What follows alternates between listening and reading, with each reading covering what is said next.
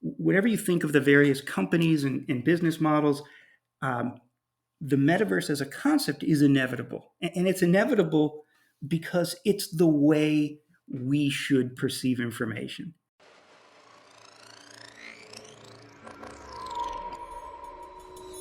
We're going through something absolutely historic.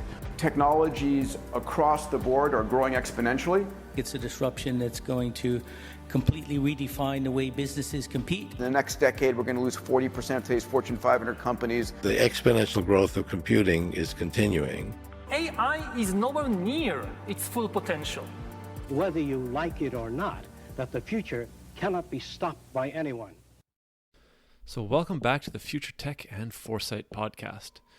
So in this podcast's previous incarnation, VR and AR were discussed numerous times, especially as the podcast ran throughout the entire pandemic period, and remote work and the future of collaboration and interaction was really top of mind for many people. In late 2021, however, with Facebook's rebrand to Meta and their new focus shifting more towards kind of emerging horizons, the metaverse became front and center for many discussions about emerging technology. Most apparently, many asked, what exactly is the metaverse? How will it work? Who will own it? Etc., etc. But over the last year, especially, with Facebook, now Meta, really tying their brand to the metaverse, and in many people's mind, the two actually becoming synonymous, when, I guess we can say, hiccups in the quality, direction, and functionality of Facebook's vision became apparent, many of the previous questions asked turned into one question, namely, is the metaverse already dead? So to discuss the current and future viability of the metaverse and what it might mean for all of us if it comes to be, is my guest, Dr. Louis Rosenberg. Louis is an early pioneer in the fields of virtual and augmented reality. His work began over 30 years ago in labs at Stanford and NASA, where he worked on early VR vision systems. In 1992, he developed the first functional mixed reality system at Air Force Research Laboratory, and in 1993, he founded the early virtual reality company Immersion Corporation, which is still around today. In 2004, he founded the early augmented reality company Outland Research. He received his PhD from Stanford University and was a tenured professor at California State University, and has been awarded over 300 patents for VR, AR, and AI technologies. And he's currently the CEO of Unanimous AI. So I found my conversation with Louis to be extremely interesting. I think that his ability to weave current technology examples like mobile phones or social media into concepts either related to or directly on the metaverse give a very clear vision of what this phenomenon might shape into. For anybody curious about what the metaverse is, how it will work, and potentially when it will come about, this discussion will definitely shed some light on the topic for you. Great. Well, thank you, Louis, for coming onto the podcast today to talk about the metaverse. Yeah, thanks for having me. Yeah, absolutely. So one of the things that I ask all of my guests whenever we're talking about a new kind of technology that's coming onto the podcast is how you initially got interested in it. I know that you've been working within the metaverse world for several years now, but what kind of initially got you interested in this technology to begin with? I've actually got involved over 30 years ago in the metaverse, and it was 1991 when I was a graduate student at Stanford University, and my interest was human-computer interaction and technologies that would enable people to enhance their performance. Mm-hmm. And of all the technologies that were around at the time, virtual reality was really just emerging, just started to kind of, even that word only existed for maybe 2 or 3 years. And so I was lucky enough to get a research position at NASA in their virtual reality lab. And so in 1991, I started doing research on vision systems for virtual reality. I believed in the basic concept of it, but as soon as I really started working in the field, I realized, okay, this is important. This is an important technology, And my research was pretty basic back then. I was working on, how do you model the distance between people's eyes, the interocular distance, to Mm, optimize depth perception in mm, virtual worlds. And again, 30 years ago, like all of the research was really that basic, like trying to understand the yeah. basic parameters of how to make virtual worlds realistic. And for me, when I started working in that space, I realized that this is a technology that really is going to be very significant to enhancing human performance because it's presenting information to people in the form that our perceptual system was meant Yeah. to receive it. We weren't meant to stare at flat screens or walk down the street staring at a phone in our hand. We were meant to perceive information all around us. And so again, even back in 1991, when the technology was certainly much simpler, it was very apparent to me that this technology would eventually change the world. It would be the way we're supposed to interact with information. Now, I thought it would take a lot uh, quicker than 30 years. Sure. I actually believed that we were within 10 years of the metaverse really having a significant impact.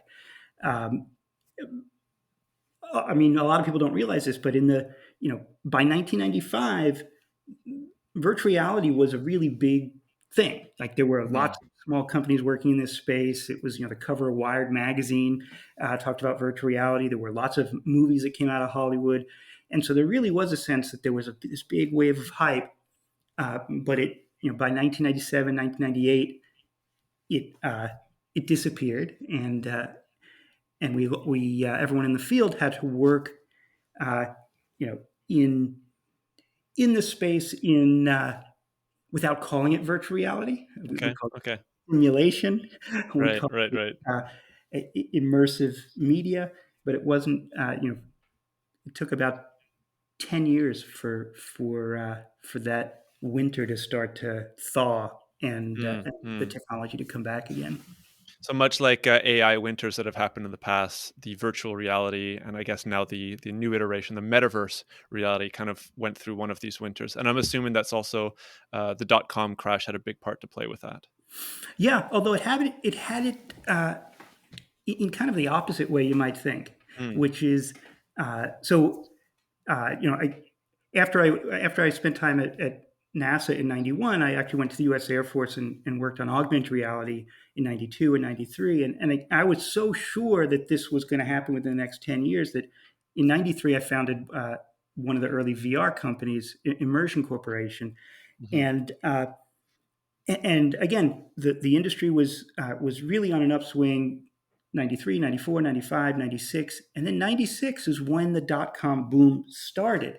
Right. And instead of helping virtual reality, actually hurt virtual reality because the venture capital world suddenly just switched, and they Right. want every dollar they had they wanted to put into an e-commerce Yeah. startup, and virtual reality at that point was already 3 or 4 years of money going in, and it was going slow, and and really by 97, 98, it kind of became a dirty word for Mm, investors. They didn't want to hear the word virtual reality, and they didn't want to hear it again until probably 2002, 2003. So it was a yeah. over a decade winter, but the technology continued. It didn't disappear. It just was pushed forward under different names.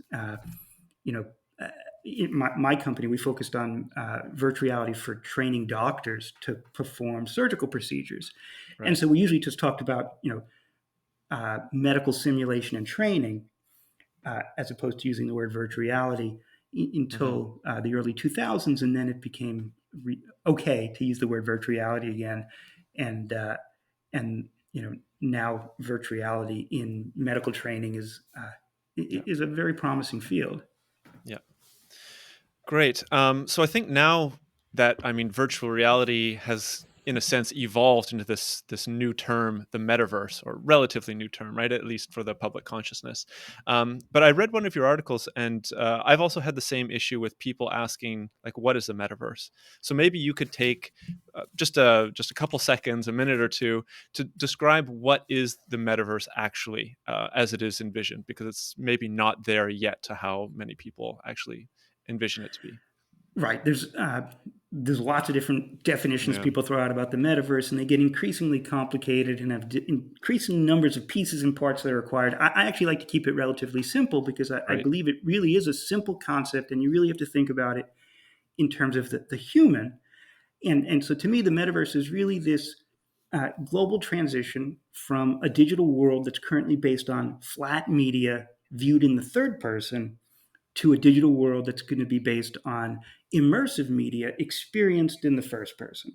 And Mm-hmm. so it's this transition from, again, flat media to immersive media that is the core of the metaverse. And again, it sounds simple, but it really changes everything. It changes the role of the user from an outsider looking in at information to a participant where information is all around them and presented in natural and intuitive forms. And it's a significant transition because, again, that's how our perceptual system was meant to Yeah. perceive information. It's how we explore our world. It's how we understand things. It's how we remember things. We remember things spatially. And so it's, I like to say that, whatever, whatever you think of the various companies and business models, um, the metaverse as a concept is inevitable. And it's Mm-hmm. inevitable because it's the way we should perceive information. I again, I think that by 2030, we'll be thinking that the metaverse, we'll really all understand what the metaverse is, and it will be have a very significant impact. And and I think that it will be largely an augmented world, Mm-hmm. meaning the metaverse will include the real world. It will, people will be able to perceive the real world with virtual content all around them. I believe that because while it's natural and intuitive to have information spatially presented, it's not natural to be cut off from your physical surroundings. And so people have these kind of two competing uh, tensions. One, they can appreciate and value information that's spatially presented all around them, but they don't want to be cut off from the real world. You can do that with augmented reality, and and by 2030, the 2030s, we will look back at movies of today, right? When people are walking down the street, staring, down at a phone with their Right. neck bent, Right. bumping into telephone poles, and we'll say like, "Wow, that's how people used to get information." Because in the 2030s, it will just be, you'll be walking down the street, and the information will just be there. It will be around you, and it will be placed in the location that it's actually useful, as opposed Mm-hmm. to always down on a screen that you have to look at. And and so to me, that's the metaverse. And again, very, very simple transition from flat media to immersive media. But also, I do think it's important for people to realize that it will not be these cartoonish worlds that people currently see. You currently see lots of these companies promoting things that look. I mean, they don't look appealing to most people. They look like these cartoonish worlds that very aren't really that different than worlds for kids like Roblox Exactly. Exactly. or Minecraft. I think that once we make this transition where it really is augmented reality, but it can be as immersive as you want, um, and the avatars will both be a mix of real people around you plus photorealistic avatars, Mm-hmm. and it doesn't feel like this cartoonish world, and it doesn't cut you off from your physical surroundings, people will think, oh, well, that's just a natural way to interact. That makes sense, as opposed to what you see right now, which I think for a lot of people just looks kind of foreign and gimmicky, and it leaves a lot of people wondering, like, well, why do I want that? Why are companies investing billions and billions into that? And I think you have to realize, like, well, that's this stepping stone that we'll pass through relatively quickly. Yeah, no, I think that's a great point. That's also a lot of the criticism that I've been seeing online, and both kind of in my personal life as well. Like hearing people like what was it? I think Mark Zuckerberg posted a selfie in the Meta's metaverse, right? And it looked like it was something from 10 years ago, 12 years ago. The graphics were so bad, and there was a lot of critique and a lot of maybe a loss of vision or interest in the metaverse, with not just that, but many other kind of examples that the technology wasn't there, the graphics weren't there, the immersiveness wasn't there, not even close. But give it a decade or so, and things might be. I really want to go into kind of the immersion aspect of the metaverse and a lot of the kind of individual implications and impacts, but also maybe for businesses or governments. But I think maybe before then, one of the things that would be interesting to get your insight on is the challenges that will lead up to kind of this 2030 vision of the metaverse that you've so nicely laid out. I can only imagine that the technology has to kind of grow by leaps and bounds over the next 10 years or so. But maybe there are some other challenges that you can point to. Yeah. So if you think about how the industry will evolve, I actually think it's useful to separate the metaverse into kind of two categories because they'll evolve differently. There's what I would say is the virtual metaverse and the augmented metaverse. And again, they overlap and they're not distinct. But the reason it's helpful to distinguish them is that the virtual metaverse, which is what we're thinking of today, of these completely virtual worlds, everything simulated. You wear fully immersive headsets. Mm-hmm. That's being driven largely by social media, by the world of social media and gaming, with the idea that gaming and social interactions will evolve into these metaverse worlds where people hang out and socialize and play games, and I think that will happen. It will happen. I mean, in some senses, already happening. There are immersive gaming platforms that have tens of millions of users on a regular basis, even for kids. Roblox for kids has 50 million regular users. It's an immersive world. It's interactive. It's creative. Minecraft, interactive world. It's immersive. It's creative. I think that those metaverses will evolve. They'll get more realistic. They will become more appropriate for adults as they become less cartoonish. But they will be used primarily, I believe, for entertainment and socializing. They will be, environments for watching sports and for watching movies and for just hanging out with friends and family. There will be some, socializing for business purposes. But I do think that for the most part, it will be limited to activities that are just a few hours long, kind of similar to how people will sit down and lose themselves in a movie for a couple hours. But anything more than that, people start to feel uncomfortable when they're cut off from their world. I do believe that they will become more and more popular, these metaverse worlds, and people will also have short experiences for shopping. They'll do online shopping in immersive worlds and things. But when we think of like the metaverse that could literally change society, change your daily life from the moment you wake up to the moment you go to sleep, I think it will be the augmented metaverse where you're wearing lightweight glasses and content is displayed all around you. And the reason I separate it is it's evolving, whereas the virtual metaverse is evolving out of gaming and social media, the augmented metaverse is evolving out of the mobile phone space. It's, Apple and Google and Samsung, they all see that the mobile computing, mobile media will evolve from staring down at a screen to eyewear that puts information all around you. It has an obvious benefit. It's natural. It's intuitive, and it will drive adoption in a really different way. And that's why I believe it will happen faster and in a more predictable way. Whereas in a virtual world, you have this problem of if you go into Meta's Horizon or really any sandbox or decentralized any platform today, it's kind of empty. There's not many people. You have this chicken and egg problem. Well, there's not a lot of people there, and so it doesn't draw more people.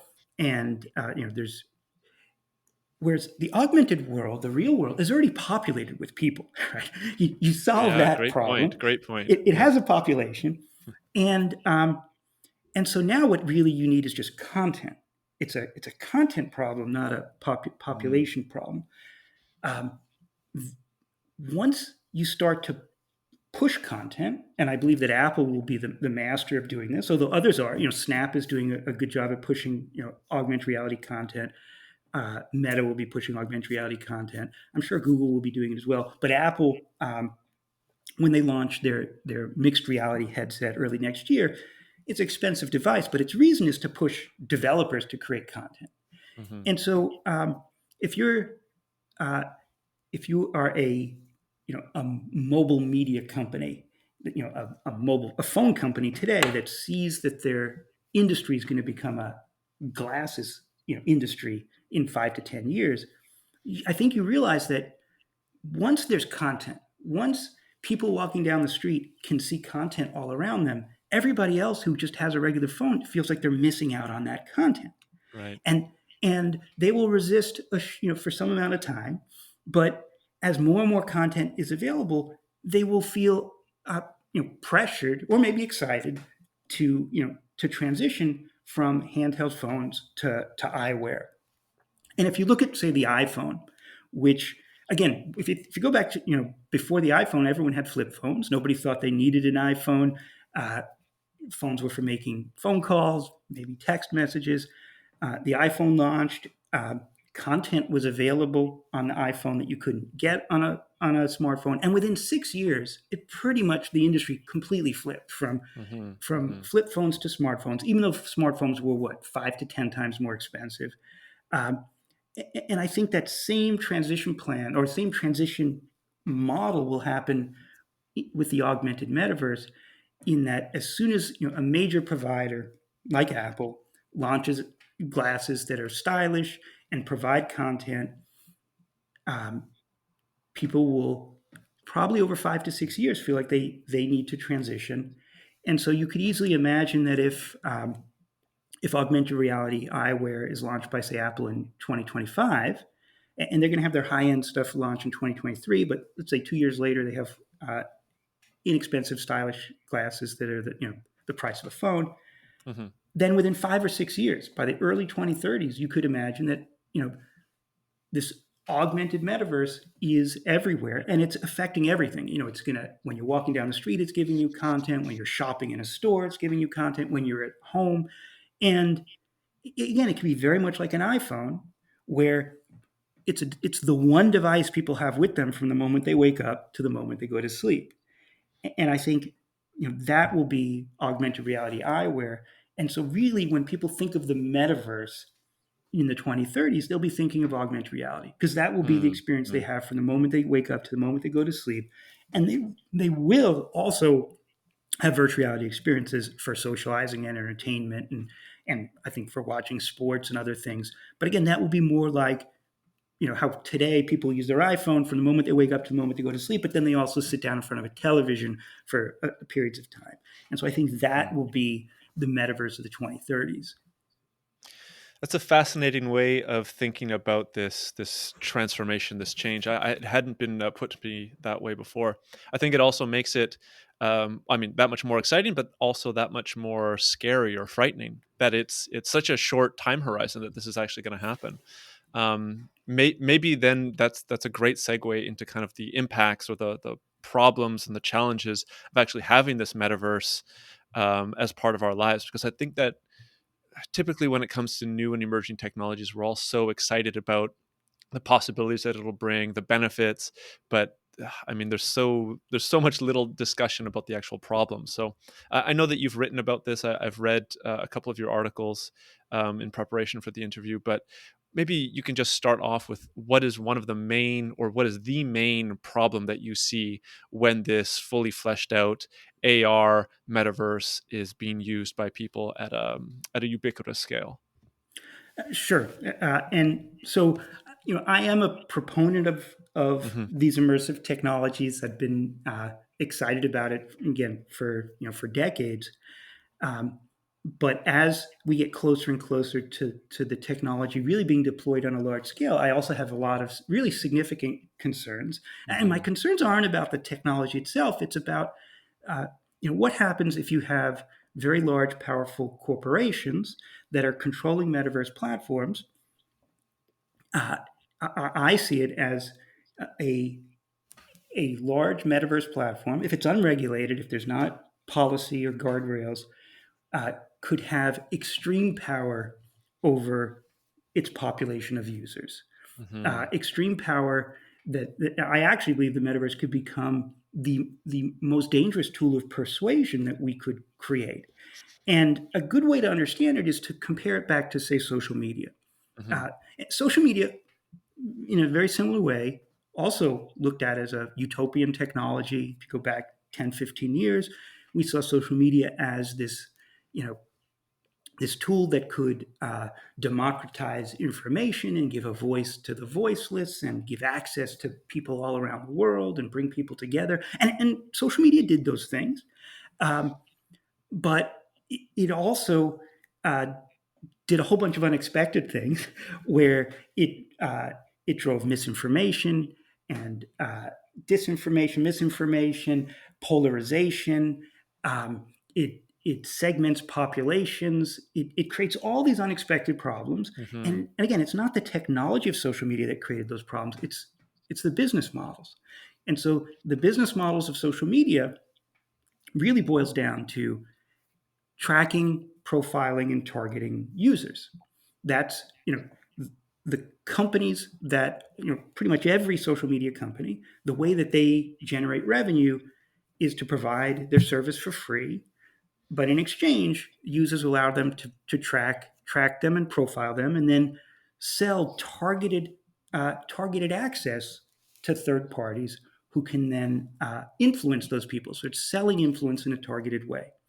And to maximize this ability to do targeted influence, uh, you know, these platforms also have targeted news and targeted friends, and that creates these echo chambers and Hmm. polarizes populations. And again, unexpected problems, but that's what happened. If the metaverse is unregulated, the businesses will follow this very similar business model, but the dangers increase exponentially because uh, tracking, profiling, and targeting becomes a lot more dangerous. So you think of just tracking and profiling users. In social media, tracking and profiling users means tracking where you click, maybe what you buy, who your friends are. That's that's pretty extensive. Yep. In the metaverse, and again, it could be a virtual world or augmented world.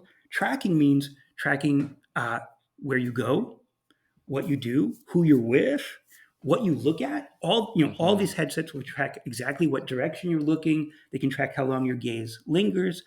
They can track your eye motions. They can track your gait. Where do you speed up and walk past something? Where do you slow down and look at something? And so you could be walking down the street, and a real street with augmented Hmm. reality, or a virtual street in a virtual mall, um, and the platform provider could track exactly where you're going, where you're slowing down, what you're looking at, how long you look at different things.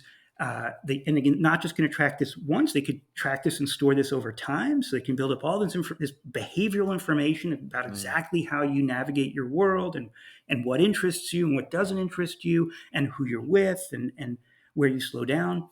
At the same time, they'll also be able to track your emotions through your gait and your posture and your gestures. Can already do that.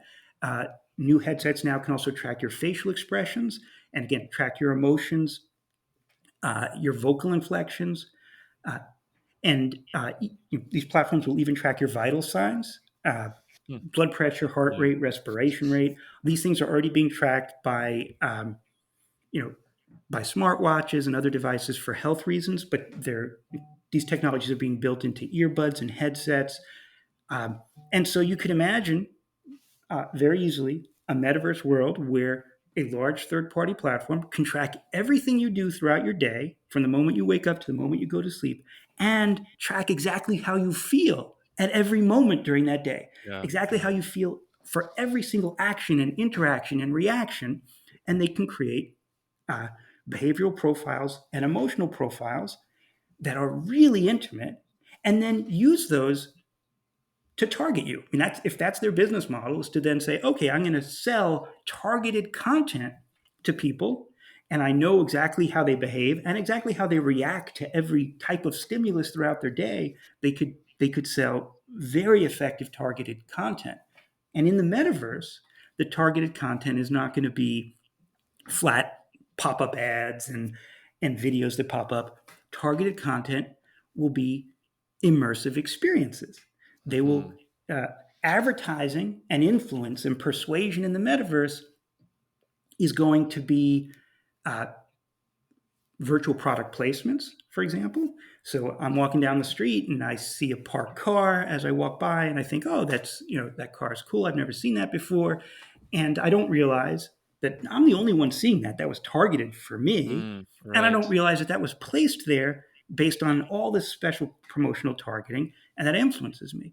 And that's like the most innocent form of product placement. A more realistic form of product placement would be, I walk by and I see a parked car, and there's two people standing in front of that car talking about it, and they are avatars that look like everybody else, but they're not real. They're AI. They were placed there for me to overhear, the driver telling the passengers they're standing outside the car how much they love this car and how well it drives. And again, I might not realize it's an advertisement. I might just walk past and think, oh, like that's just part of my daily life. And that's one of the biggest dangers about persuasion in the metaverse, is that I might not even know the difference between what is an authentic experience and what is a promotional experience that was injected into my world. Because again, in the metaverse, a large platform, if it's unregulated, can change the world around you for promotional Right. purposes. And you might not even know that they changed it. You might not even know that some of these items were put there for you to see for promotional purposes. You might not realize that other people walking down the same street are seeing different things. You might not. You might just subconsciously notice, oh, there's lots of people, drinking Red Bull around here. People must like Red Bull around here, and not realize, like, no, like that was placed there for me to incorrectly perceive my world.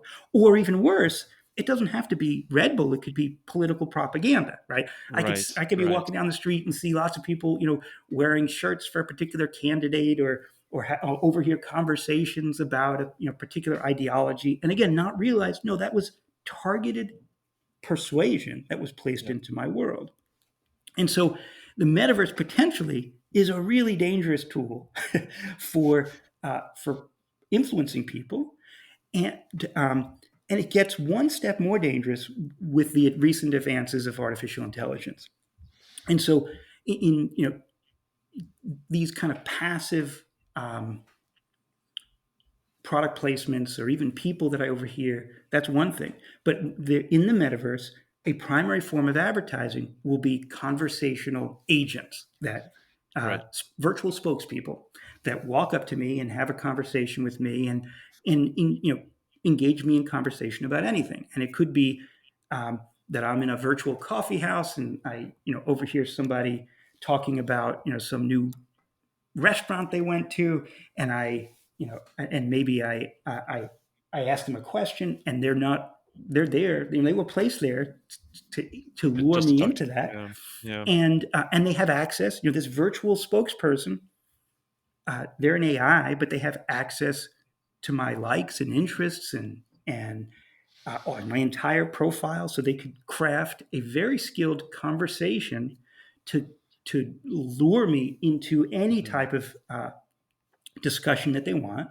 And if they can read my vital signs and my pupil dilation and my heart rate, they could detect what parts of the conversation are engaging me and what parts of the conversation aren't, and adjust their conversational tactics in real time. And so this transition to immersive advertising or persuasion that's interactive, where I'm being engaged by an AI agent that has access to my full historical profile and my real-time blood pressure and pupil dilation. What chance do I have to not be, to not be manipulated? And so, if my fear is if it's not regulated and there aren't restrictions, and we don't say, what, if you're going to advertise in the metaverse and there's a conversational agent, first of all, you the person have to be able to tell that's a conversational agent. You have to have the right to know that that's an AI.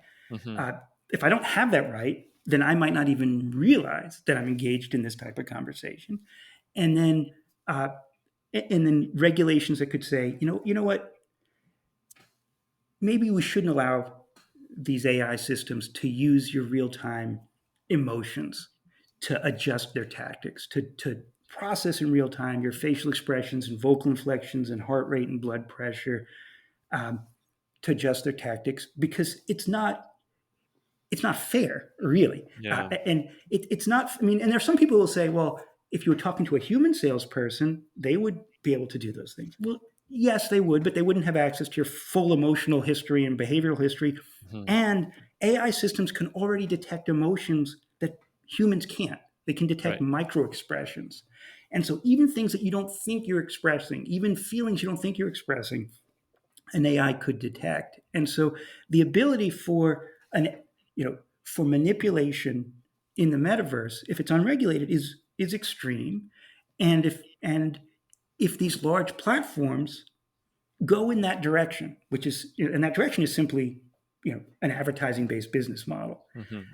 If they go for an advertising-based business model with immersive advertising, and it's not regulated, they will use these tactics. Those tactics will be available to them, and they will be highly persuasive, and that will make their selling advertisements to sponsors that much more valuable.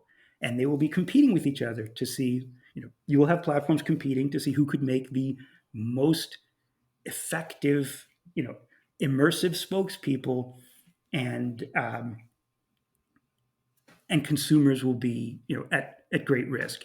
And again, it might sound innocent if the spokesperson is trying to sell you a car, but if they're trying to sell you an ideology or convince you for misinformation or disinformation, it's really, really dangerous.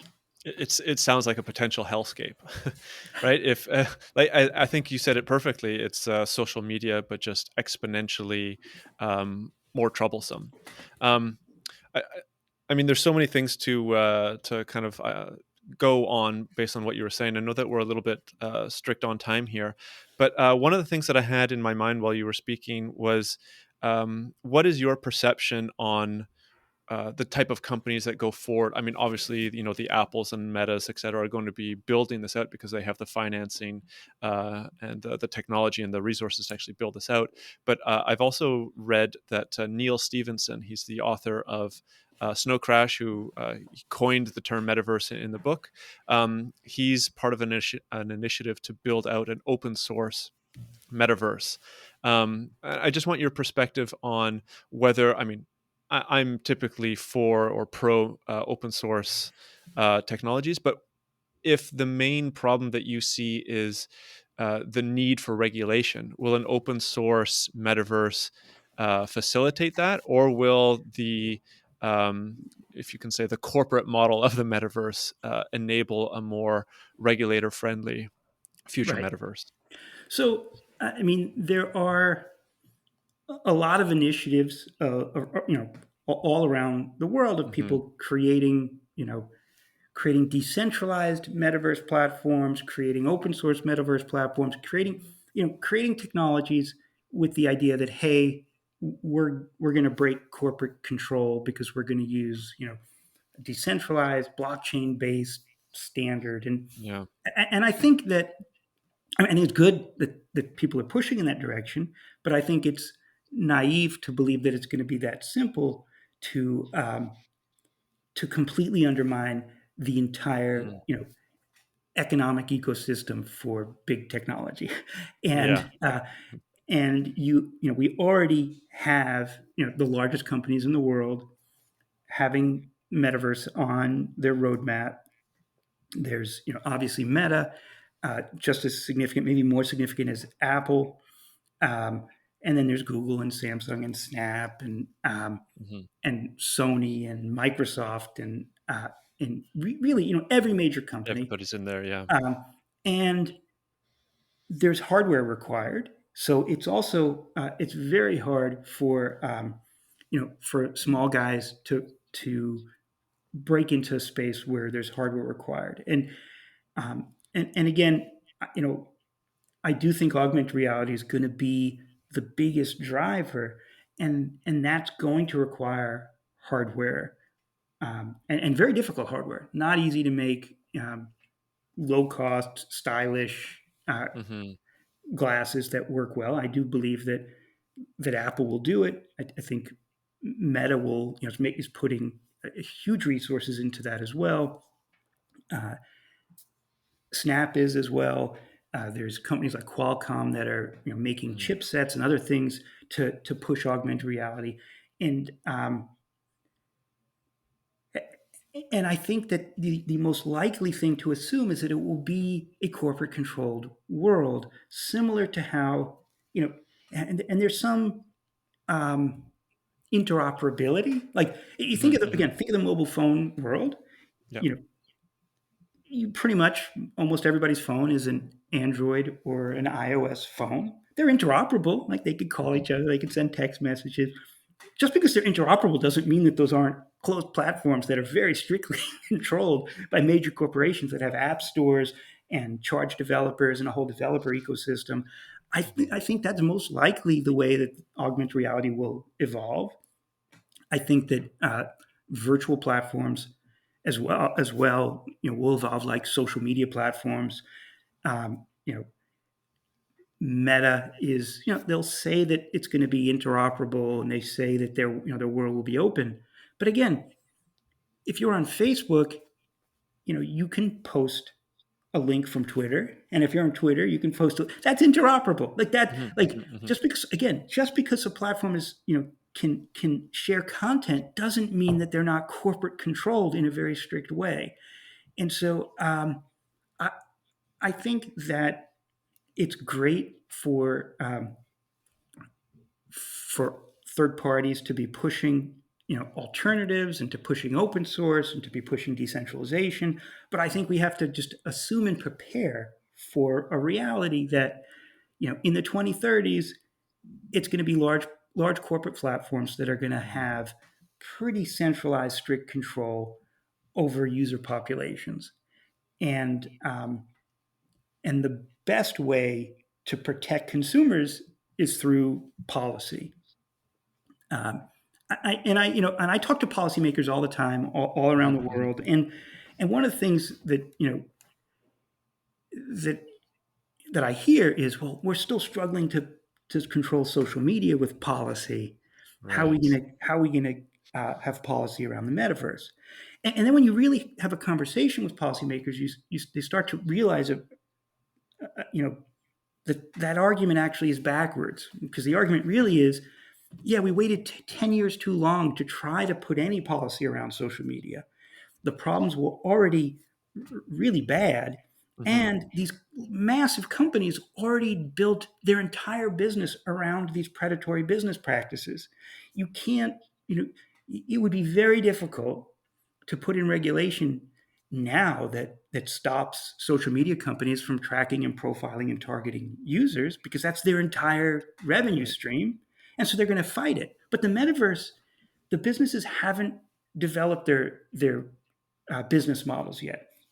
Yes, they could go for an advertising-based business model, but they can go for other business models. They could go for a subscription-based business model. They could go for a metaverse economy where they're making money on transactions inside the metaverse. There's lots of different things they can do. And if there was policy that said, you know what, there's strict restrictions on selling influence, selling persuasion, selling manipulation in the metaverse.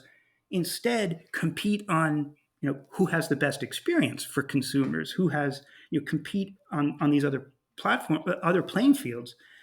I actually think the industry would benefit significantly because, I mean, I assume that social media companies realize that they've lost trust of the public, Yes, and yes. that their businesses are suffering because they lost this trust, and it's very hard to undo the problems that they have. And I doubt that they want to go down this similar path with the metaverse, where they lose trust becomes even worse. Mm-hmm. Um, on the flip side, without regulation, it becomes very hard for a platform to not go in a dangerous direction, because as soon as their competitor does, like Right. if anything goes in the metaverse, as soon as one company says, you know what, we're going to have immersive advertisements in the metaverse, and we're going to allow it to be responsive and tracking to facial expressions and vocal inflections and blood pressure and eye motion. As soon as one company does that and shows, hey, we have the most effective advertisements possible, then all their competitors um, will be pulled in that direction. Whereas if there's policy, they don't have to go in that direction. And I think that maybe I'm idealistic, but I really don't believe that social media companies wanted to build. When they started those companies, they didn't say, what I really want to do is build this tool of mass persuasion, like this tool of tracking and profiling. I don't think that's why they built social media companies. They built these companies. The public didn't want to pay subscriptions. They went for an advertising business model, and then they're competing against other companies and got better and better and better until they became these entities that all of their energy and capability is how well they can track and target people. Mm-hmm. And um, and I doubt that that's where they wanted to end up. And if there's not regulation and policy around the metaverse, that's where they're going to end up in the Right, metaverse. right, right, right. And it's going to be worse, and it's going to be far more dangerous, and there's going to be a lot even less trust, because as soon as people realize you know these facial expression tracking technologies being used by advertisers, they're gonna find it creepy. And the kind of the tricky thing is that facial tracking, like, so Meta has facial tracking, expression Mm-hmm. tracking in their latest headset. There are good reasons for it, right?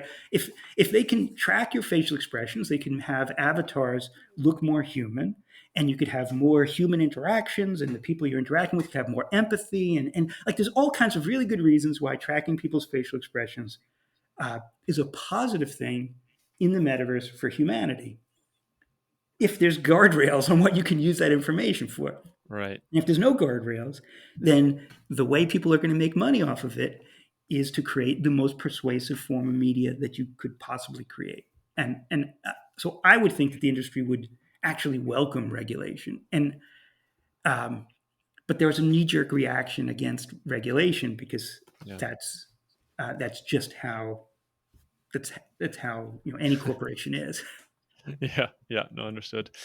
So I guess in a sense, we could see the last 10 to 15 years with social media as kind of like a learning experience for what the potential immersive metaverse will be, which is, I think you would also agree, the kind of one main way that humans will be interacting for far into the future, right? It seems like the flat screen cell phones and monitors that we've been using, as you say, not very organic, but the future metaverse will be a much more organic experience and probably how we'll be interacting for a long time. So if we take the lessons learned over the last 10 to 15 years with social media and apply kind of the best policy practices for the metaverse and do it before the metaverse is actually fully built, there could be a much more positive experience for everybody, I guess, for the future. Absolutely. A much better experience for consumers. And I also think a much better experience for the industry. I think that the people who work in the industry would would rather compete on creating amazing Yeah. experiences than compete on creating effective forms of persuasion. But business models, it's these little decisions about what's the business model that that guides so much of this. And but I mean, you express this in a good way, which is that social media should be a learning experience. It should be a learning experience for the industry. It should be a learning experience for policymakers. It should also be a learning experience for consumers. And consumers have some responsibility here, which is, 15 years ago when social media platforms just started thinking about advertising, consumers were, great, give it to me for free. They had already experienced that with television, oh, give me free content. Right. And they didn't realize that, okay, the transition from television to social media is a little different in that it's not, it's free content, but it's targeted. And when it's targeted, it becomes this different thing, and it created all these unexpected problems. Okay, none of us, consumers didn't realize the problems, policymakers didn't realize the problems, industry didn't realize the problems. Now we see the problems. We have no excuse for making the same mistake twice with the metaverse. And we have to realize that just like the transition from television to social media really was a different thing when it comes to advertising, from social media to the metaverse is also a different thing. Because again, at least in social media, you usually know when something's an advertisement. Something pops up, Yeah. in the metaverse, if there's no regulation, you won't even know. You may not even be able to distinguish between just authentic experiences and promotionally altered experiences, and it's so dangerous. And consumers just need to be aware, and maybe consumers need to realize, hey, it's really not free. Yeah. There's a big Yeah. cost. Maybe Yeah. subscriptions aren't a bad idea. Maybe Yeah. maybe a tax on transactions inside the metaverse is not a bad idea if those business models don't incentivize these really predatory practices. Yeah.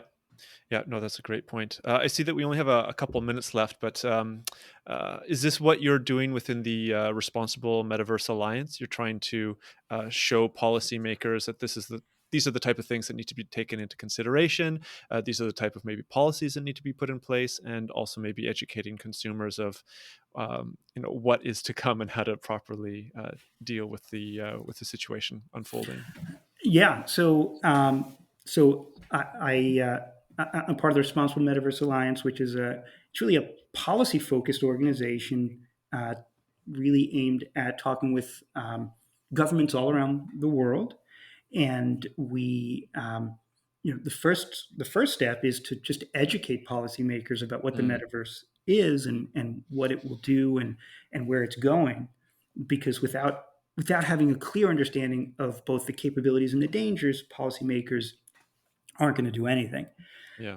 And then once we educate policymakers, we also share best practices and ideas and guidance for potential policy regulation that could protect consumers. And the nice thing is that we end up talking with lots of policymakers and lots of different governments, and it allows some cross pollination between different groups around the world, because